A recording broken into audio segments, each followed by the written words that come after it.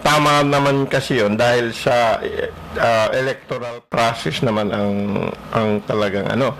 Inaamin naman ng lahat na nanalo talaga si Gore sa popular vote. No? Pero hindi kasi pareho dito ang sistema doon kasi electoral ano.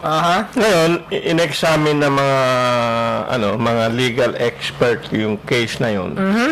Ang conclusion lang nila na mali doon, hindi dapat daw tinanggap ng US Supreme Court yung case. Kasi sabi nila, ang rule talaga sa the only time na tatanggapin ng US Supreme Court yung case, kung meron dayaan o meron good probable cause na meron dayaan. Hindi naman dayaan kasi yun dahil ang issue doon, yung mga hanging child, tsaka yung mga pregnant child, dahil sa hindi na diin mabuti ng mga voters yung pagpindot nila dun sa mga selection nila ng vote. Meron yung mga alanganin yung pagkatusok, no? So meron yung imbes na tumuloy sana yung butas na na punch nila. Hindi tumuloy. Yun yung tinatawag nila na bumukol lang yung pregnant child, tapos yung hindi medyo tumuloy na sana pero hindi pa rin nahiwala yung papel na maliit, no? Yun naman tinatawag nila na hanging child. Pero ang issue doon, sabi ng mga legal expert nung matapos na yung election, ang rule talaga sa electoral process, each state will give the final count, no?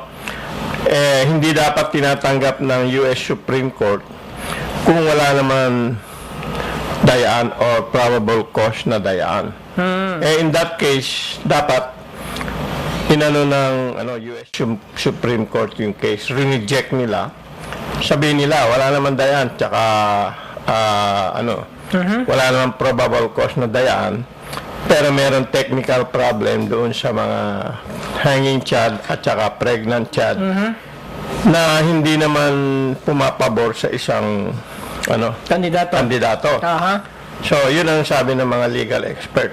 Dapat rineject ng US Supreme Court. Ayun. Binigay uli nila walang probable cause, binigay nila dapat uli yun sa Texas Supreme Court. Ayun. Okay, pasukin mo natin si Mr. Tony Bebas ng Quezon City. Sir Tony, magandang gabi sa'yo. Hello?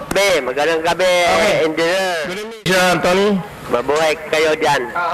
Long Alam mo live. ninyo, ang automation election natin nakaraan, may on observation, ito talaga credible and zero fraud election. Dahil ito ay nakaprogram ito hindi naman basta-basta ito singitan dahil may operator ito, may BAI.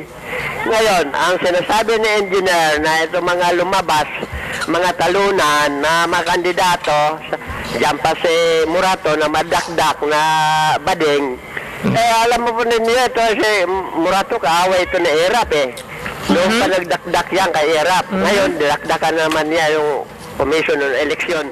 Noong pa dapat na inaalok siyang bilyon, may pambayad pa siya bilyon.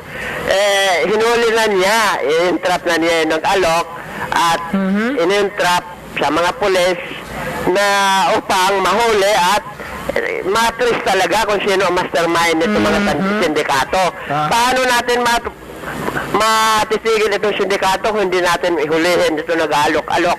Yung nag-alok-alok lang, hindi kuhan ito, hindi apektado ang automation election. Dahil alok-alok lang yan Ngayon, ito si Ruben, gago rin ito kasi nagmamaskara. Bakit ayaw nila lumantad kung totoo mayroon ganun alok-alok din? Mga gago ito mga talunan. Bakit dadalayin sila? Wala naman sila mga boto. Sarbet, 2%, 1%, 0.08%. Tapos mag-election, i-convert.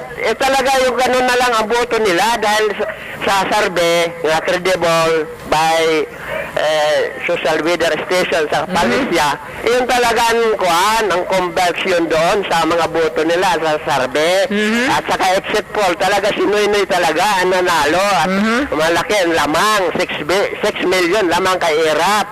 Ngayon, kayo, kung di kayo kumbisado, nasa inyo na yan, kung maniwala kayo sa mga sabi-sabi na mga talunan, katulad dito si Murato na Bading, at madaldal yan. Maraming salamat sa inyo. Okay, thank you very much, Sir Tony. Hindi naman namin sinasabing naniniwala kami sa mga ang inaano namin, nang hinayang lang kami sa opportunity na imbes na itong Congress tsaka Senate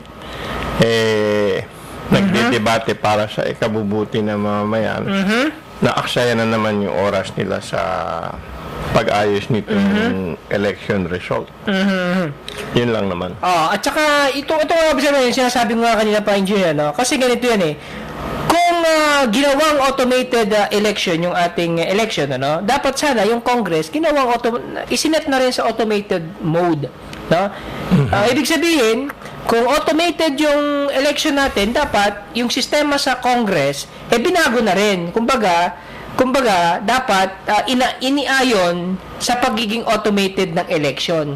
Parallel. Parallel. Hindi, ang nangyari, nag-automated yung election natin, pero yung canvassing, ganun pa rin doon sa manual.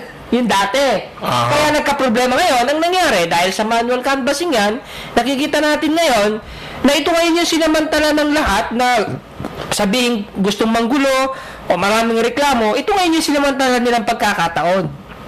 Lahat ng haka-haka nila na may dayan ganito, dito nila ngayon ibinuho sa panahon ng canvassing. Kasi nga, hindi isinet sa automated mode ang canvassing. Naging manual pa rin eh. So, ibig sabihin, eto na, yung mga reklamo dyan lang talaga babagsak. Yeah, pero as usual, kung mayroong powerful group na na magi-influence dahil computer na-program yan. Di ba kagaya nga nung nangyari yung people power kay Marcos? Dahil na halata mismo ng mga programmer na iba yung lumalabas kesa yung pinipid nila sa na input doon sa computer. Sila mismo ang nagreklamo na may nangkakalikot ng computers ng computer. Yun ang problema lang sa kasi kahit sinong expert ang tanungin mo, kung meron yung mga ganon na iproprogram nila yun na pwedeng magbago yung resulta. Actually, pwede naman talaga yun, no? Kung talagang pakikialaman. Okay, meron tayong text dito, from Albert, from Kabalen. Sabi niya, kasal din nakakalimutan ng marami ang Technical Advisory Council, ang DOST ng COMELEC. Di naman mga IT expert ang mga COMELEC. Ang sinasandalan nila ay ang Department of Science and Technology, ang recommending technical group ng COMELEC. So, ibig sabihin, nung kunin pala ng tama, dahil nung kunin ng COMELEC ito, nag-approve dito yung DOST. Mga IT experts yung mga nandun. So, ibig sabihin nila, okay yan. So, ang ginawa ng COMELEC ngayon, di approve na natin. So, ganon. Ganun yung sinasabi ni Albert. Okay, no?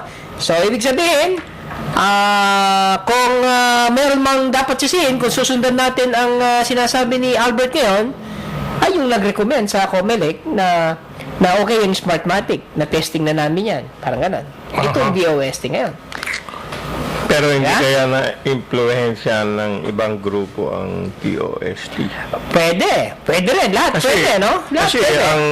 ang nangyari, ang dami rin nagsasabi na pwedeng dayain talaga ang automated na election, Kung mayroong mga powerful group na mag-influensya, kaya nga nun yung nagsusuhol ng 1 billion, alam nila kung paano gagawin na para maipabor sa isang kandidato. Then yung nangyari sa Antipolo, tsaka dun sa Cagayan de Oro, mga Picos machine, Oo. Yun ibig sabihin nun, meron silang tangka na baguhin ang resulta talaga ng